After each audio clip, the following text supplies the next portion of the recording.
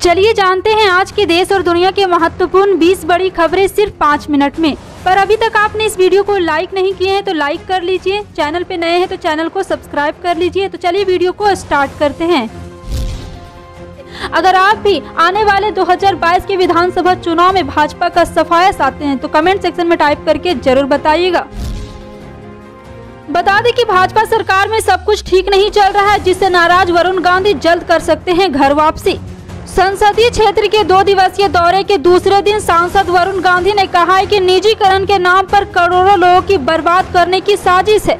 वह सोमवार को शहर के गांधी प्रेक्षागृह के जिले के व्यापारियों के साथ संवाद कर रहे थे। उन्होंने व्यापारियों की समस्या जानी, समाधान का भरोसा दिलाया। बांसुरी महोत्सव के नाम पर धन वसूली की शिकायत आने पर उन्होंने नाराजगी जताई। निजीकरण और ई कॉमर्स के जरिए हो रहे तमाम कारोबार को देश की अर्थव्यवस्था के लिए खतरा बनाया। सांसद वरुण गांधी ने कहा कि हर चीज के मुनाफे की दृष्टि से देखना ठीक नहीं है। नौकरियां देने की जगह छीनने का काम हो रहा है। निजीकरण के नाम पर सब कुछ बेचा जा रहा है। उन्होंने कहा कि हिंदू मुस्लिम अगड़ा पिछड़ा जात पात के जाल से निकलिए, संगठित होकर आवाज उठाइए और देश बचाइए। सांसद ने कहा कि नौजवान रोजगार की तलाश में भटक रहे और ऊपर से निजीकरण के नाम पर करोड़ों लोगों को बर्बाद करने की साजिश रची जा रही है।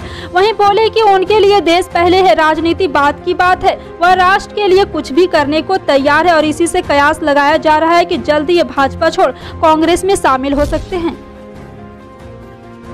संसद के शीतकालीन सत्र का आखिरी सप्ताह चल रहा है। सत्र खत्म होने से पहले बीजेपी संसदीय दल की बैठक में प्रधानमंत्री नरेंद्र मोदी समेत कई अन्य बड़े नेता पार्टी में शामिल हो सकते हैं। कुछ मीडिया रिपोर्ट में कहा जा रहा है कि इस बैठक के दौरान पीएम मोदी उन सांसदों की क्लास लगा सकते हैं जो उनकी चेतावनी के बावजूद भी संसद से गायब हैं। दरअसल सोमवार को जब संसद में 20 से ज्यादा तारांकित प्रश्न लिए गए तब भाजपा के 10 सांसद जिनका नाम इस प्रश्न में शामिल था वो संसद से अनुपस्थित रहे। बताया जा रहा है कि आज मीटिंग में उनसे इस पर जवाब मांगा जा सकता है। इससे पहले प्रधानमंत्री ने पिछले हफ्ते मंगलवार को हुई संसदीय दल की बैठक में सभी पार्टी सांसदों को चेतावनी दी थी कि अपनी आदत बदलिए वरना बदलाव हो जाता है।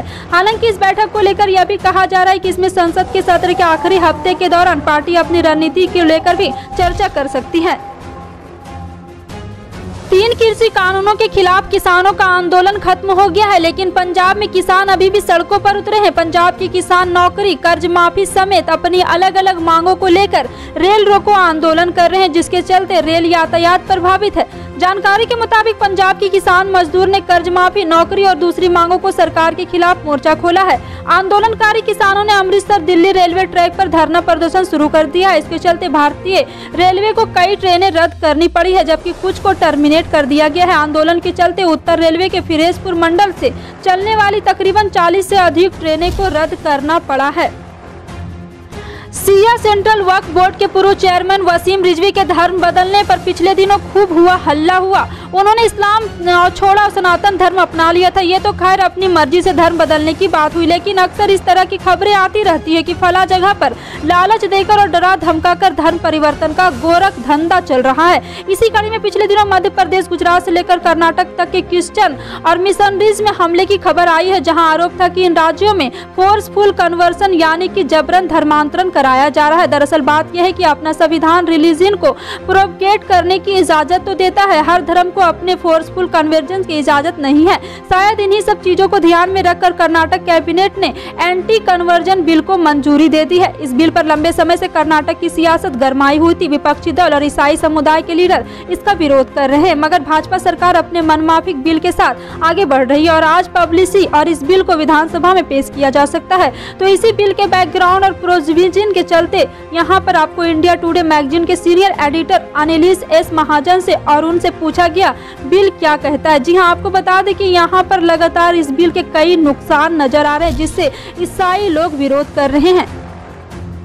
कोलकाता नगर निगम के 144 वार्ड में चुनाव के लिए वोटिंग में सत्ताधारी तृणमूल कांग्रेस क्लीन स्वीप की ओर बढ़ रही है। वोटों की गिनती शुरू होने के साथ ही टीएमसी का दबदबा साफ नजर आया। टीएमसी फिलहाल 134 सीटों पर बढ़त बनाए हुए हैं।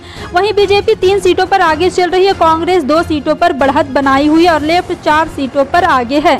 और एक निर्दलीय उम्मीदवार एक सीट पर आगे है। रुझानों के बाद टीएमसी खेमे में खुशी की लहर दौड़ गई, तो वहीं बीजेपी ने टीएमसी पर जमकर आरोप लगाए। कोलकाता में सीएम ममता बनर्जी के घर के बाहर कार्यकर्ताओं ने जमकर जश्न मनाया। एक तरफ जहां टीएमसी खेमे में खुशी की लहर है, वहीं बीजेपी ने आरोप लगाया कि यह चुनाव जोर जबरदस्ती और बंदूक के दम पर लड़ा गया है। बीजेपी सांसद हरनाथ सिंह यादव ने आरोप लगाया कि लोकतंत्र की हत्या करके वोट डलवाए गए हैं। बता दें कि केएमसी चुनाव के लिए रविवार को मतदान हुआ था और उस दौरान 2 मतदान केंद्रों पर बम फेंकने सहित हिंसा की छिटपुट घटनाएं हुई थी। लगभग 40.5 लाख मतदाताओं में से 63% से अधिक ने अपने मताधिकार का प्रयोग किया। फिलहाल आपकी इस पर क्या राय है, कमेंट सेक्शन में टाइप करके जरूर बताइएगा। पल पल की अपडेट जानने के लिए जुड़ रहे हैं आप अपने NTS न्यूज चैनल से। मिलते हैं अगली बड़ी खबर के साथ।